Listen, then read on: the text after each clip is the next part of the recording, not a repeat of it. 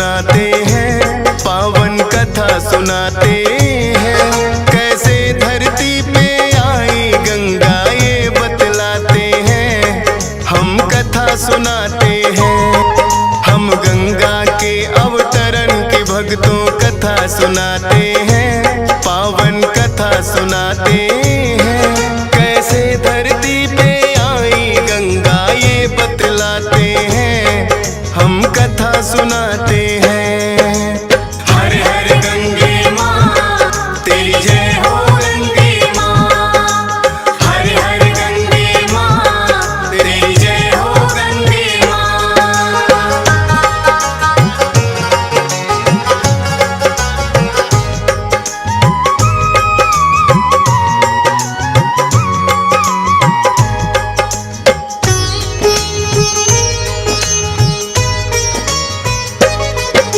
सूर्य वंश में एक राजा थे जिनका सगर था नाम, न्याय प्रिय और धर्म के पालक करते थे शुभ काम।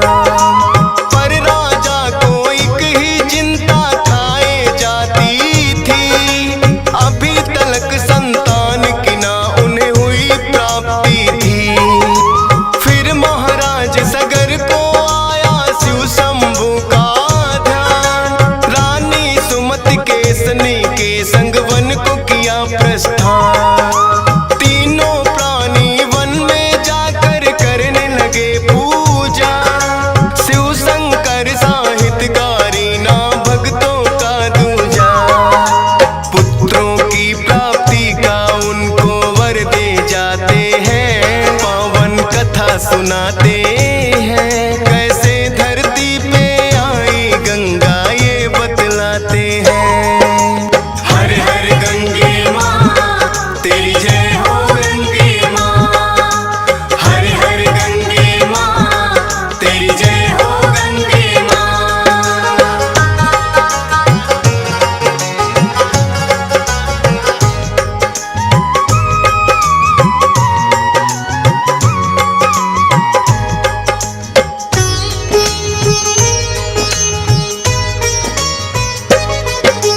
राजा सगर को केसन से हुई एकमात्र संतान, शुभ मुहूर्त में ऋषि मुनि ने दिया असमंजस नाम। रानी सुमति पे शिव शंभू की कृपा हुई अपार, बढ़ने लगी बेल कुल की हुई पुत्र 60,000।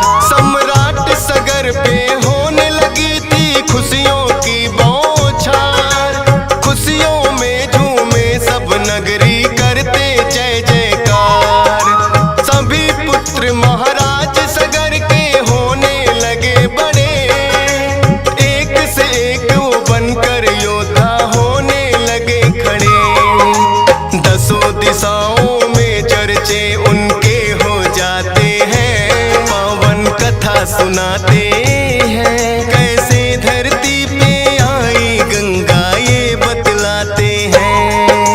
हर हर गंगे माँ तेरी जय हो गंगे माँ, हर हर गंगे माँ तेरी जय हो गंगे माँ।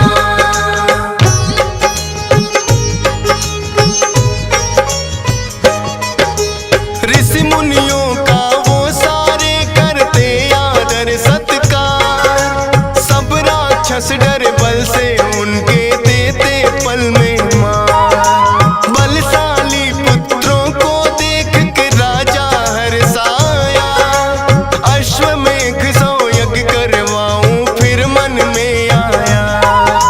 श्याम वर्ण का एक घोड़ा फिर राजा ने दिया खोल, इंद्रदेव का भी सिंहासन ये सुनकर गया डोल। इंद्रदेव ने अश्वमेघ का घोड़ा चुरा लिया, कपिल मुनि की कुटिया में जा पीछे बांध दिया।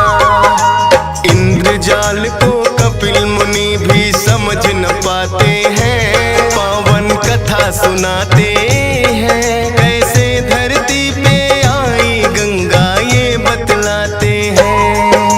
हर हर गंगे माँ तेरी जय हो गंगे माँ, हर हर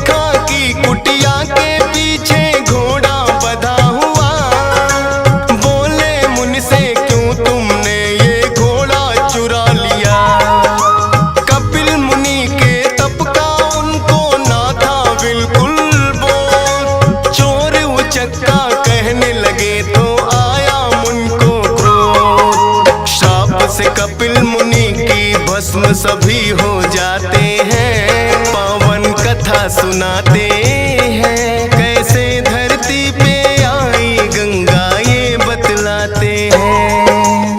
हर हर गंगे माँ तेरी जय हो गंगे माँ, हर हर गंगे माँ तेरी जय हो गंगे माँ।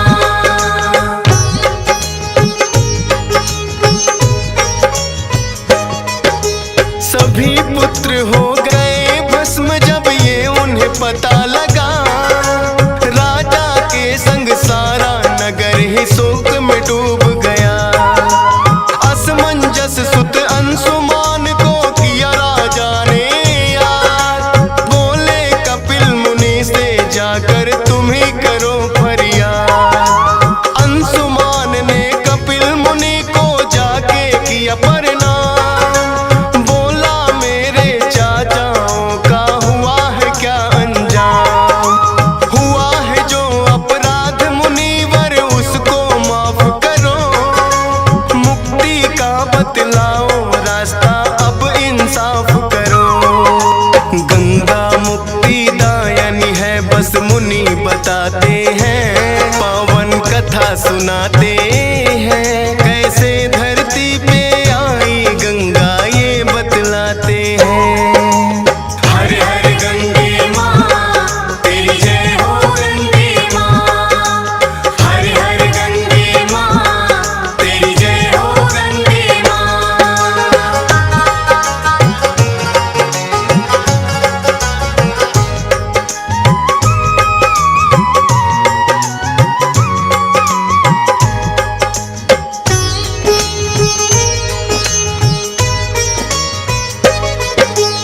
इतना कह के कपिल मुनि ने घोड़ा लौटाया, अंशुमान ने जा राजा को सारा भेद बताया। राजा सगर ने अंशुमान को सौंपा राज और पाठ, पुत्रों की मुक्ति हेतु चल तप करने को आज। राजा सगर लगे तप करने कई बीते वर्ष हजार, स्वर्ग से कैसे आए गंगा दिखे नहीं आसार। करते करते तप राजा ने ली थी अंतिम सांस, अंशुमान ने जब ये सुना तो हुआ नहीं विश्वास। पुत्र दिलीप को सौंप राज खुद वन को जाते हैं, पावन कथा सुनाते हैं। कैसे धरती पे आई गंगा ये बतलाते हैं। हर हर गंगे माँ तेरी जय हो गंगे माँ, हर हर गंगे माँ तेरी जय हो गंगे माँ।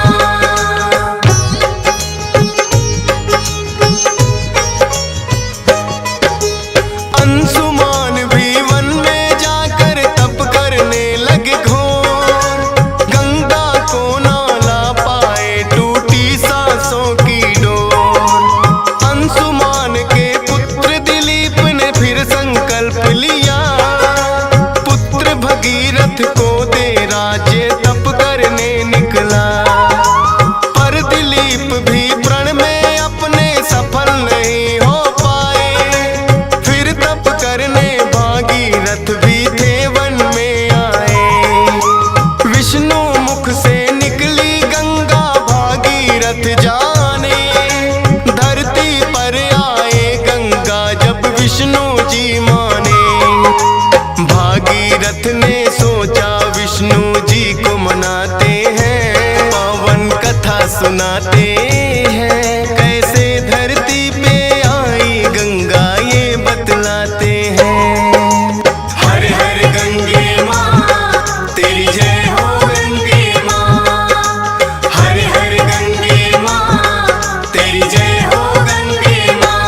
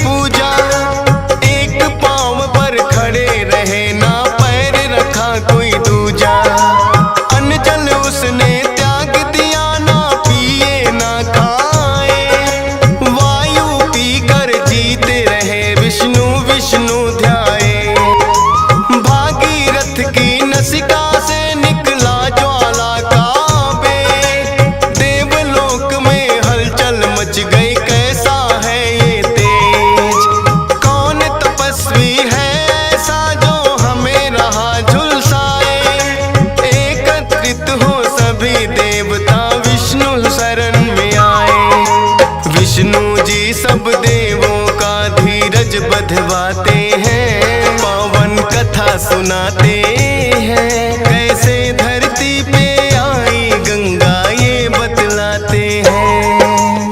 हर हर गंगे माँ तेरी जय हो गंगे माँ, हर हर गंगे माँ तेरी जय हो गंगे माँ।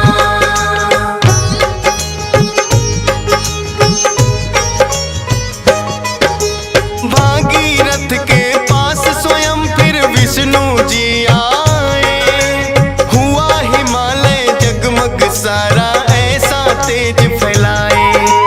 हो गई आंखें बंद तपस्वी सहन न कर पाया, फिर हुई अंबर वाणी भागीरथ को बतलाया। बोली देखो भागीरथ खुद विष्णु खड़े सामने, मन की इच्छा बतलाओ तुम क्या आए हो मांगने। भागीरथ ने जब देखा वो हो गए भाव विभोर, मन में इतनी प्रसन्नता हुई जिसका और न छोड़। हाथ जोड़ विष्णु जी के चरणों गिर जाते हैं, पावन कथा सुनाते हैं। कैसे धरती पे आई गंगा ये बतलाते हैं। हर हर गंगे माँ तेरी जय हो गंगे माँ, हर हर गंगे माँ तेरी जय हो गंगे माँ।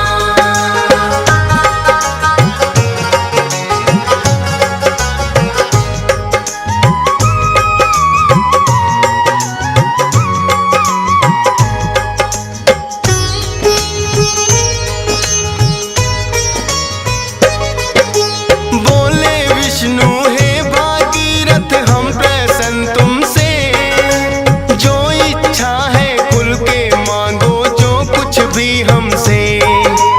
भागीरथ ने विष्णु को थी सब वृतांत बताया, कपिल मुनि के शाप से मेरे कुल पे संकट आया। 60,000 पूर्वज मेरे बने राख के ढेर, तो आज्ञा गंगा ले जाऊं प्रभु करो ना देर। देवलोक से धरती पर जो गंगा आ जाए, मेरे वंश के साथ ही सारी सृष्टि तर जाए। विष्णु जी फिर भागीरथ को ये समझाते हैं, पावन कथा सुनाते हैं। कैसे धरती पे आई गंगा ये बतलाते हैं। हर हर गंगे माँ तेरी जय हो गंगे माँ, हर हर गंगे माँ तेरी जय हो गंगे माँ।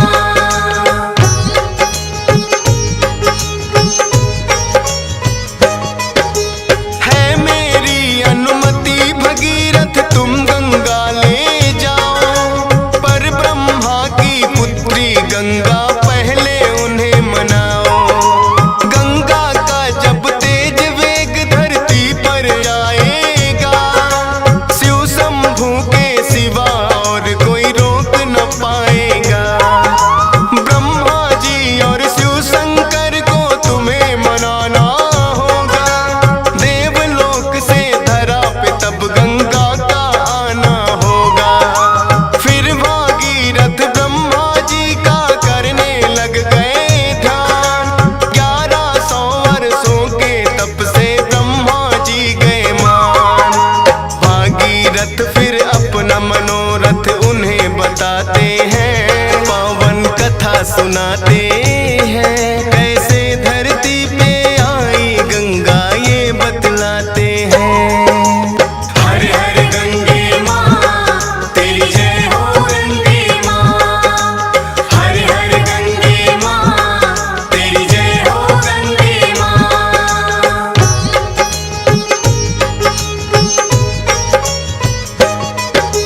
बोले ब्रह्मा हे भागीरथ गंगा तो ले जाओ,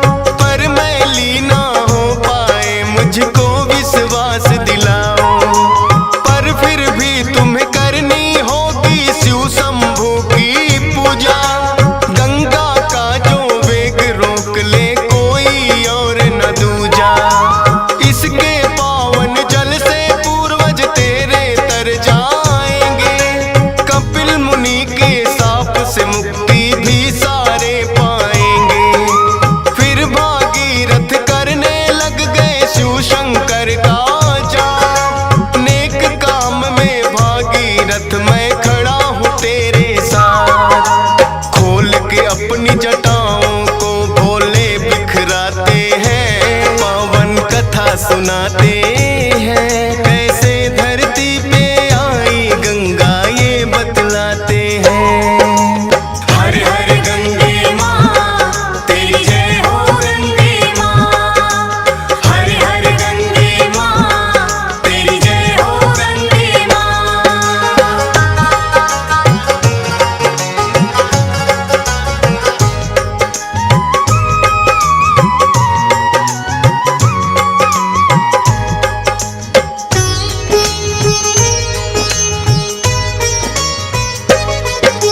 भागीरथ ने पाली कृपा तीनों देवों की, गंगा ले जाने की विनती विष्णु जी से की। बोले विष्णु गंगा से तुम्हें मृत्यु लोक जाना है, भक्त भगीरथ के संग सारे जग को पार लगाना है। बोली गंगा मैं ना उस धरती पे जाऊंगी, चरण पखारे बिना आपके कैसे रह पाऊंगी। बोले विष्णु राम अवतार में जब हम आएंगे, आके मृत्यु लोक में पैरों को धुलवाएंगे। भक्त भगीरथ को दर्शन दो सब ये चाहते हैं, पावन कथा सुनाते हैं। कैसे धरती पे आई गंगा ये बतलाते हैं। हर हर गंगे माँ तेरी जय हो गंगे माँ, हर हर गंगे माँ तेरी जय हो गंगे माँ।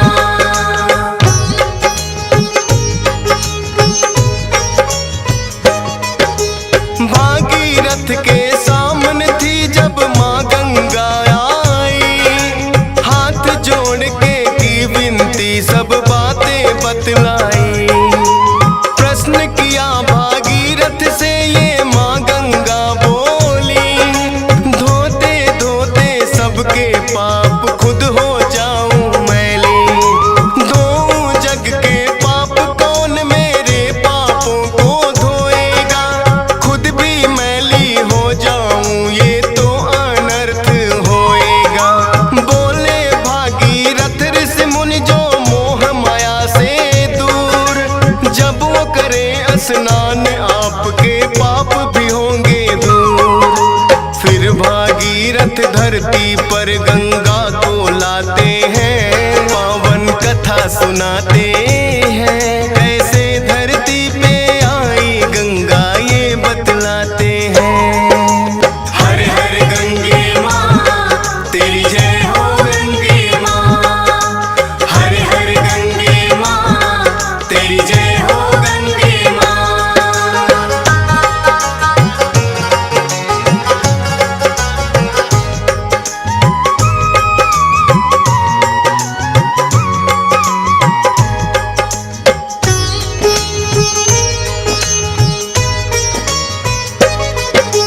भागीरथ संग गंगा बढ़ने लगी धरा की ओर, प्रचंड वेग से गंगा के मचा तीनों लोक में शोर। अपने वेग के जोश में हो गई गंगा माँ बड़ी चूर, शिव शंकर की जटा में फंस के बड़ी हुई मजबूर। कई वर्षों तक निकलने का रास्ता ना पाया, हाथ जोड़ फिर भागीरथ ने शंकर जी को ध्याया। आगे आगे भागीरथ पीछे गंगा माई, जाहनु ऋषि की कुटिया उनके रास्ते में आई। गंगा वेग में बह गई जाहनु ऋषि की भी कुटिया। देखा ये जब जाहनु ऋषि ने क्रोधित बड़ा हुआ, भर के अंजलि में सारी गंगा पी जाते हैं, पावन कथा सुनाते हैं। कैसे धरती पे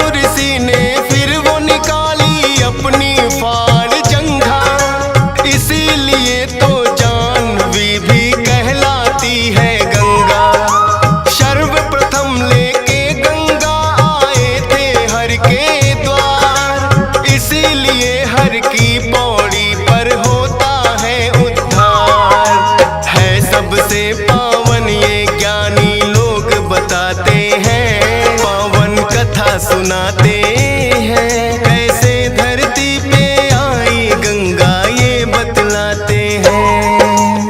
हर हर गंगे माँ तेरी जय हो गंगे माँ। हर हर गंगे माँ तेरी जय हो गंगे माँ।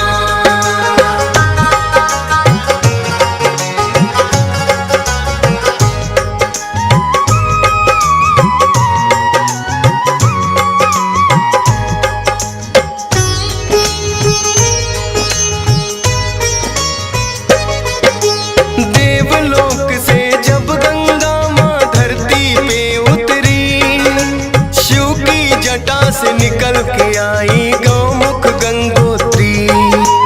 ऋषिकेश हरिद्वार आगमन फिर प्रयाग हुआ। शिव काशी और पाटलिपुत्र की धरती को छुआ।